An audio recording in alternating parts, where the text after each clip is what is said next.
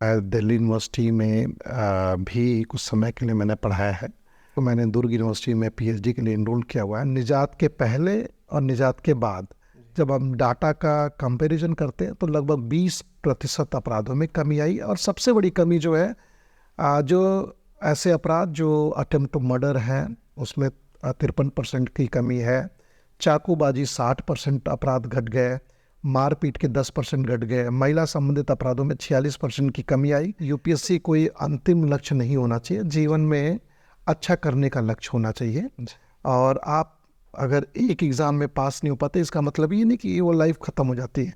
आप दूसरे एग्ज़ाम की तरफ बढ़ सकते हैं और तमाम आप यूपीएससी दे सकते हैं, पीएससी दे सकते हैं, स्टेट पीएससी के एग्ज़ाम्स होते हैं, एसएससी के एग्ज़ाम्स होते हैं। तमाम एग्ज़ाम्स में आप क्वालिफाई कर सकते हैं। लेकिन welcome back to my interview segment. मेरा नाम है निर्मल और आप देख रहे हैं हमारे YouTube channel success and happiness Mantra.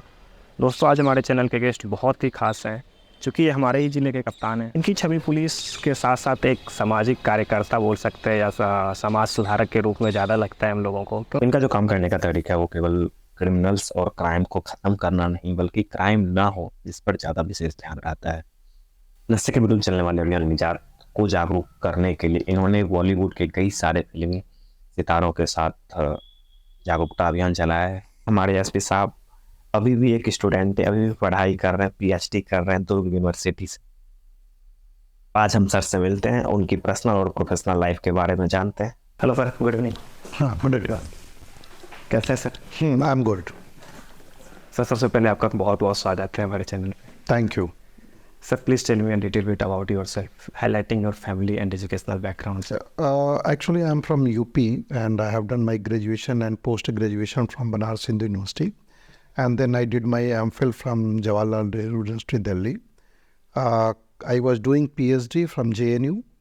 And in my family, I have 2 kids. My wife is housewife. And my parents, they live in UP only. And my father is by profession journalist. I joined police service in 2011. And in 11 years, I have worked in many different districts of Chhattisgarh. Once I was allotted Chhattisgarh cadre. अभी आप PhD कर रहे हैं और 2011 batch के आप IPS officer हैं, तो आईपीएस और ये पीएचडी दोनों आप कंटिन्यू कर रहे हैं। किस तरीके से टाइम मैनेज करते हैं सर? देखिए, मैं एकेडमिक्स में पहले सर्विस में जाने से पहले मैं जाना चाहता था और मैं दिल्ली यूनिवर्सिटी में भी कुछ समय के लिए मैंने पढ़ाया है। साथ ही साथ मैं दिल्ली JNU से पीएचडी में कर रहा था। तो मैं हमेशा एक सोचता था कि एक यूनिवर्सिटी प्रोफेसर बनूंगा, लेकिन बाद में मुझे लगा कि आईपीएस एक बेहतर कैरियर अपॉर्चुनिटी है। सिविल सर्विस इनफैक्ट बेहतर कैरियर अपॉर्चुनिटीज़ है। उस समय मैंने सिविल्स को देना एग्ज़ाम्स को देना शुरू किया। सेकेंड अटेम्प्ट में मैंने इस एग्ज़ाम को क्लियर भी किया। लेकिन आज भी जब भी मौका मिलता है मैं पढ़ने में अपना समय बिताता हूँ। मेरी हॉबी भी किताबें पढ़ना है। इसी बीच चूँकि पीएचडी मेरी कंप्लीट नहीं हो पाई थी जेएनयू से, तो मैंने दुर्ग यूनिवर्सिटी में पीएचडी के लिए इनरोल किया हुआ है और मैं अगले महीने प्रोबेबली या उसके बाद कुछ समय बाद मैं पीएचडी सबमिट भी करने वाला हूँ। देखिए, हमेशा जो आप चीज़ करना चाहते हैं वो आप प्रोफेशन के साथ समय निकालना पड़ता है और हम सभी अपने टाइम को मैनेज करें तो निश्चित रूप से जो हम करना चाहते हैं वो या जिसके प्रति हम पैशनेट है वो कर ही पाते हैं। जी सर, आपका एक बहुत ही फेमस अभियान है निजात, और निजात जो अभियान है इसकी शुरुआत कहाँ से हुई और इसका आइडिया एक्चुअल में आपको आया कहाँ से? और दूसरा चीज़ इसमें और मैं ऐड करना चाहूँगा कि इस निजात अभियान से सामाजिक, आर्थिक, आपराधिक दृष्टिकोण से क्या क्या चेंजेस आया है? मैं आपको बताऊं कि ये अभियान जो है एक बहुत चर्चित अभियान आजकल है जी। और ये चौथा ज़िला है जहां मेरी पदस्थापना के दौरान मैं ये अभियान चला रहा हूं। पहले मैं कोरिया ज़िले में था। उस समय मैंने ये अभियान 2021 से शुरू किया था। कोरिया के बाद राजनांदगांव, कोरबा और बिलासपुर में पिछले 1 साल से ये अभियान चल रहा है। अगर आप देखें तो पूरे देश में, बल्कि देश के हर कोने में नशा एक बहुत बड़ा चैलेंज है। युवा पीढ़ी इसके पीछे तो जा ही रही है। समाज का हर वर्ग कहीं ना कहीं नशा और उससे जुड़े हुए अपराधों में लिप्त है। जी। इसको रोकने के लिए मुझे लगा कि एक अभियान चलाना चाहिए। विशेषकर जब मैं कॉलेज में था तो मैं देखता था कि मेरे बहुत सारे साथी यूनिवर्सिटीज़ में, स्कूल्स में या आसपास के समाज में मैं देखता था कि जो बहुत अच्छा कर सकते थे, लेकिन कहीं ना कहीं नशे के चपेट में आने के कारण उनके जीवन की दिशा ही बदल गई। जी। तो ऐसे बच्चों को, ऐसे युवाओं को बचाना बहुत ज़रूरी है। और आज तो ये समाज के हर वर्ग में, चाहे वो अमीर हो, गरीब हो, पढ़ा हो, अनपढ़ हो, ग्रामीण में हो, सारे क्षेत्र में, हर जगह नशा का इतना ज़्यादा व्यापक रूप से समस्या, विकराल समस्या के रूप में है। तो इस अभियान को हम लोग उसी हिसाब से लेके चलते रहे हैं और बड़ा अच्छा इसका रिजल्ट भी आया है। जी सर, आपके इस अभियान की वजह से आपको नेशनल इंटरनेशनल अवार्ड भी मिला है सर। मैंने कॉन्ग्रेचुलेसन्स। और मैं चाहूँगा कि आप जिस भी ज़िले में आपकी पदस्थापना हो, आप इस कार्यक्रम को हमेशा जारी रखें। मेरी ओर से ढेर सारी शुभकामनाएं। Thank you sir. ऐसे पुलिस कैप्टन, क्या न्यायधानी का एसपी बनना हेक्टिक रहता है या नॉर्मली रहता है अदर जिले की तरह? देखिए, हर जिले की अपनी समस्याएं रहती हैं, पुलिस के वहाँ नए चैलेंजेस रहते हैं। बिलासपुर पुलिस में कई सारे चैलेंजेस रहते हैं, विशेषकर जिस तरह से ये छत्तीसगढ़ का दूसरा सबसे बड़ा शहर है, तो उसकी वजह से यहाँ यातायात की समस्या रहती है। जी। नशे पे मैंने बताया कि नशे की एक समस्या काफ़ी समय से थी, जिससे नशे से जुड़े अपराध काफ़ी बढ़ रहे थे। समय समय पे यहाँ संगठित ग्रुप भी अपराध में लिप्त रहते हैं। ज़िले में अन्य जो आपराधिक प्रवृत्तियाँ हैं वो भी, चाहे वो इसमें बहुत सारे सेंट्रल ऑर्गेनाइजेशंस हैं, बहुत सारे कोचिंग के बच्चे अलग अलग ज़िलों से यहाँ आके पढ़ने आते हैं, वो भीड़ है। न्यायधानी होने के नाते यहाँ सबकी नज़र भी रहती है, विशेषकर माननीय हाई कोर्ट की भी नज़र रहती है कि यहाँ शासन, प्रशासन और पुलिस में कहीं अगर कुछ भी इशू रहता है तो वो उनकी नोटिस में भी आता है। एक चैलेंज तो रहता है, लेकिन मुझे लगता है कि हर जगह का जैसा चैलेंज रहता है जिसको हम लोग उसको डील करते हैं, यहाँ भी उसी हिसाब से पुलिस तैयार है। और हम लोग हर समस्या को, समस्या के आधारित जो सॉल्यूशन रहता है उस पे काम करके उसको डील करते हैं। जी सर, आपने जो चैलेंजेस की बात करी, तो बिलासपुर पुलिस के लिए क्या सबसे ज़्यादा चैलेंजेस लगता है और आपने कहाँ तक अचीवमेंट पाया उस चैलेंजेस में? ज़िले में जो सबसे बड़ी बात जो मुझे लगा था कि अगर अपराधों की जड़ में आ जाना है तो नशे पे रोक लगाना चाहिए। और उसके लिए हम लोगों ने निजात अभियान जो किया, उसमें एक जीरो टॉलरेंस एक्शन हम लोग करते हैं, जिसमें आप देखें तो सिर्फ 11 महीने में लगभग 4200 लोगों के ऊपर हम लोगों ने उनको अरेस्ट किया है NDPS और आबकारी प्रकरणों में। तो एक तो कार्रवाई, दूसरा जागरूकता अभियान जिसमें हम लोग लोगों को शामिल करते हैं। 3000 से ज़्यादा जागरूकता कार्यक्रम छोटे बड़े मिला के हमने किए हैं। और काउंसलिंग, जिसमें ऐसे लोग जो एडिक्टेड हैं, जिनको मदद की ज़रूरत रहती है, इनको हम मदद करते हैं। तो ये जो स्ट्रैटेजी हमने अपनाई, तो इससे मैं आपको बताऊं कि जो नशे से जुड़े अपराध जिसकी मैं बार बार बात कर रहा हूँ, उसमें काफ़ी कमी आई। ओवरऑल निजात के पहले और निजात के बाद जब हम डाटा का कंपैरिजन करते हैं तो लगभग 20% अपराधों में कमी आई। और सबसे बड़ी कमी जो है, जो ऐसे अपराध जो अटेम्प्ट टू मर्डर हैं उसमें 53% की कमी है। चाकूबाजी 60% अपराध घट गए, मारपीट के 10% घट गए, महिला संबंधित अपराधों में 46% की कमी आई। तो ये जो अपराध को रोकने का जो चैलेंज था बिलासपुर में, उसको हम लोगों ने नशे पे कार्रवाई, एक अभियान चला के उसको काफ़ी हद तक काबू किया। दूसरी यहाँ एक बड़ी समस्या है एक्सीडेंट्स की। पूरे प्रदेश में तीसरे नंबर पे हम आते हैं जहाँ रोड्स पे एक्सीडेंट्स होता है और लोगों की मौत होती है। इसके लिए हम लोग जागरूकता अभियान भी करते हैं, कार्रवाई भी करते हैं, लेकिन मैं आपको बताऊं कि अधिकतर मौतें जो होती हैं लोगों की लापरवाही से होती है। तो इस पे फोकस हमारा, जैसे जैसे सड़कों पे, रोड्स पे गाड़ियां बढ़ेगी और ज़्यादा लोग यहाँ होंगे तो ट्रैफिक और जाम होगा। लेकिन हम अपनी जान माल की सुरक्षा कर सकते हैं अगर यातायात के नियमों का पालन करें। तो उसके लिए हम लोग अभियान चला रहे हैं। अभी तो सड़क सुरक्षा माह भी चल रहा है। तो यातायात की यहाँ दूसरी समस्या। तीसरा, एक संगठित रूप से कई सारे हमारे युवा जो बच्चे हैं वो कई जगह जगह जो शाम को या रात को कहीं घूमते हुए, मटर गश्ती करते हुए कुछ न छोटी मोटी घटनाएं करते थे। तो ऐसे लोगों पे नकेल कसने के लिए हम लोगों ने बड़ी संख्या में बार बार नाइट चेकिंग करते हैं, पेट्रोलिंग करते हैं, जिससे भी काफ़ी असर पड़ा है। तो इन चीज़ों को लेके हम लोग आगे बढ़ते हैं। रूटीन में अगर आप देखें तो रोड एक्सीडेंट्स की घटनाएं, लूट की घटनाएं, मारपीट की घटनाएं जैसे अन्य शहरों में होती है, शहर की जो सामान्य आपराधिक परिदृश्य रहता है वो यहाँ होते रहते हैं, लेकिन हम लोग उस पर कार्रवाई करके काफ़ी हद तक अंकुश लगाने में सफल रहे हैं। जी सर, चूँकि मैं बिलासपुर का हूँ तो मैं देखा हूँ जब से आपकी पोस्टिंग बिलासपुर में हुई है, चाकूबाजी हो या छेड़खानी हो या इस तरफ की जो भी अपराध है उसमें काफ़ी कमी आई है। बिल्कुल। इसके लिए तो सर आपको बहुत बहुत धन्यवाद। Sir, tips for UPSC aspirant. मैं ये कहूँगा कि हर आदमी को अपना लक्ष्य ऊंचा रखना चाहिए। जी ज़िंदगी में हम चाहे किसी भी प्रोफेशन में हों, हमें हमेशा ऊंचा सोचना चाहिए। जितना ही हम ऊंचा सोचेंगे उतनी ही हम और मेहनत करेंगे, उसको अचीव करने के लिए उतना परिश्रम करेंगे, टाइम मैनेजमेंट करेंगे। तो चाहे यूपीएससी की बात करें, चाहे कोई भी एग्ज़ाम, यूपीएससी खुद में एक बहुत बड़ा एग्ज़ाम है, देश के लाखों युवा इसमें भाग लेते हैं।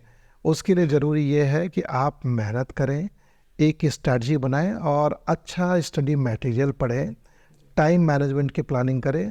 ऐसे सारे फालतू डाइवर्जन जिसमें सोशल मीडिया भी है उससे दूर रहने का प्रयास करें और एक फोकस होकर पढ़ाई करें। आशावादी जो जिसको कहते हैं कि विचार रखना चाहिए। आप पॉजिटिव सोच के साथ आगे बढ़ते हैं तो कोई चीज़ असंभव नहीं है। विशेषकर मैं आपको बताऊं, पहले के समय में हम लोग जब तैयारी कर रहे थे तो कहते थे कि अच्छा स्टडी मटेरियल कहाँ है, कोचिंग कहाँ है। आप देखें तो सोशल मीडिया का दूसरा सकारात्मक पहलू ये है कि आपको ऐसा कोई भी चीज़, कोई भी study material, standard study material जो आपको चाहिए वो बहुत ही इजीली उसके लेक्चर सहित यूट्यूब पे अवेलेबल है। आज ऑनलाइन पढ़ाई होती है तो आप देश के किसी भी कोचिंग संस्थान के नोट्स पा करके लोगों से ग्रुप डिस्कशन में जुड़ सकते हैं, ऑनलाइन क्लासेस हो सकती है। लेकिन ज़रूरत क्या है? ज़रूरत यह है कि आप फोकस्ड पढ़ाई करें, समय दें, पेशेंस रखें और एम को जो आपका टारगेट है उसकी तरफ बढ़ने का प्रयास करें। लेकिन मैं ये भी एक कहूँगा, यूपीएससी कोई अंतिम लक्ष्य नहीं होना चाहिए। जीवन में अच्छा करने का लक्ष्य होना चाहिए। और आप अगर एक एग्ज़ाम में पास नहीं हो पाते इसका मतलब ये नहीं कि वो लाइफ ख़त्म हो जाती है। आप दूसरे एग्ज़ाम की तरफ बढ़ सकते हैं और तमाम आप यूपीएससी दे सकते हैं, पीएससी दे सकते हैं, स्टेट पीएससी के एग्ज़ाम्स होते हैं, एसएससी के एग्ज़ाम्स होते हैं। तमाम एग्ज़ाम्स में आप क्वालिफाई कर सकते हैं, लेकिन हमेशा बेहतर के लिए प्रयास करना चाहिए। जी सर, जैसा कि हमारे एसपी साहब खड़वीर हैं, अभी आईपीएस हैं, उसके बावजूद पीएचडी कर रहे हैं सर, सोच सकते हैं। सर भी कुछ यूथ हैं जो सोशल मीडिया पे आपत्तिजनक पोस्ट करते हैं, धारदार हथियार, बाइकिंग करते हैं, तो ऐसे यूथ से आप क्या अपील करना चाहेंगे?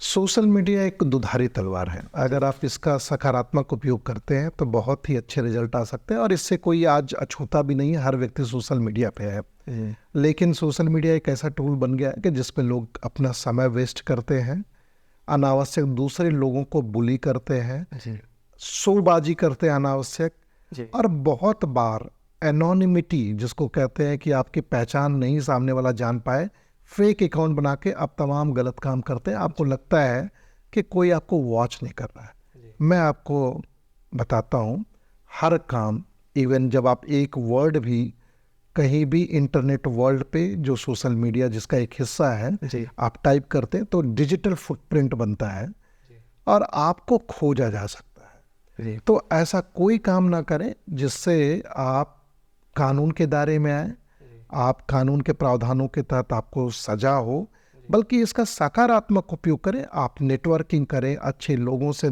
संपर्क में रहें, पढ़ने वाले बच्चे इसका उपयोग पढ़ाई के लिए करें, बिजनेस पर्सन अपना नेटवर्किंग के लिए और अच्छा बिजनेस करने के लिए और नई नई चीज़ों को सीखने के लिए सोशल मीडिया से अच्छा माध्यम कोई नहीं हो सकता जी।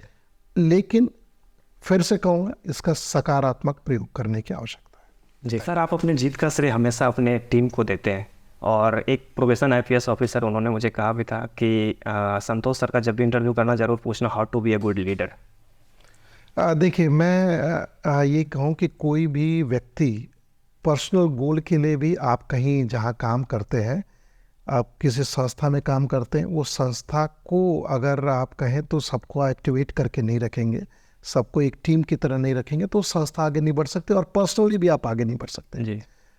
जैसे मैं पुलिस संगठन की बात करूं, मेरे अंदर लगभग 3000 लोग काम करते हैं ज़िले में और उनको लगातार अगर मैं मोटिवेट ना करूं, उनकी समस्याओं को ना सुनूं, उनसे डिस्कशन करके अच्छी चीज़ों को हम प्लान न करें तो हम लोग आगे नहीं बढ़ सकते। और कई बार हमें लोगों को पुचकारना भी पड़ता है, डांटना भी पड़ता है, अनुशासित भी करना पड़ता है।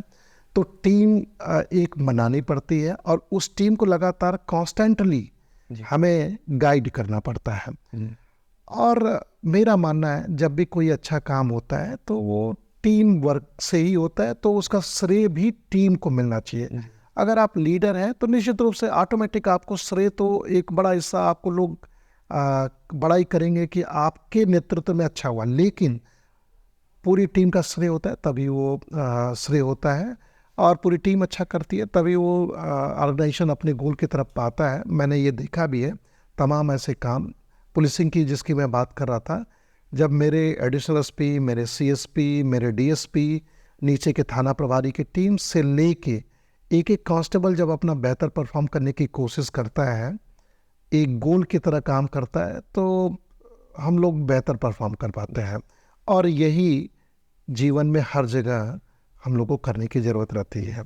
आप जहाँ भी काम करें, आपको कई बार हम फैमिली में भी एक टीम की तरह काम करते हैं, तब फैमिली अच्छी चलती है। नहीं तो कहें तो अगर फैमिली टीम की तरह नहीं रहती तो फैमिली में भी लड़ाई झगड़े होते हैं। तो टीम तो हमेशा ही महत्वपूर्ण होता है। Role of police in society.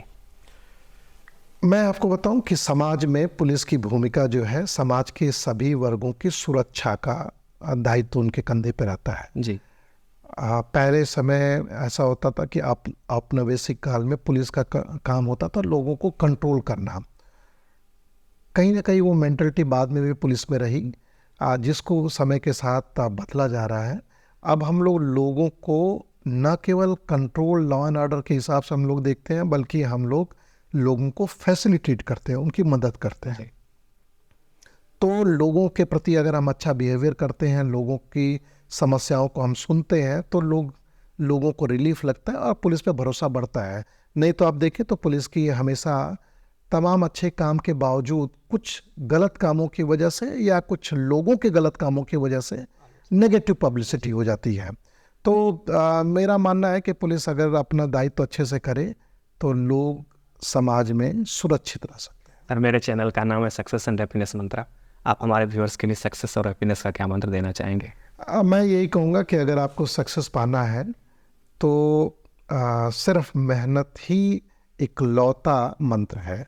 और हैप्पीनेस के लिए आप अगर ज़िंदगी में पॉजिटिव सोच रखते हैं, हमेशा पॉजिटिव वाइब्स आपसे सामने वाले को मिलती है, तो आप खुश रह सकते हैं, अपने भी खुश रहेंगे, दूसरे को भी खुश करेंगे।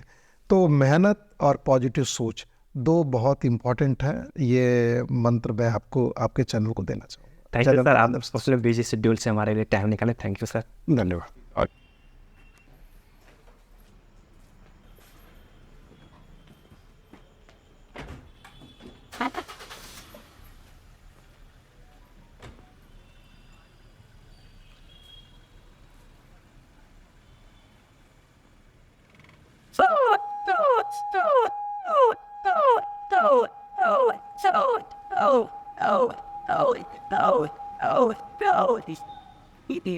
Another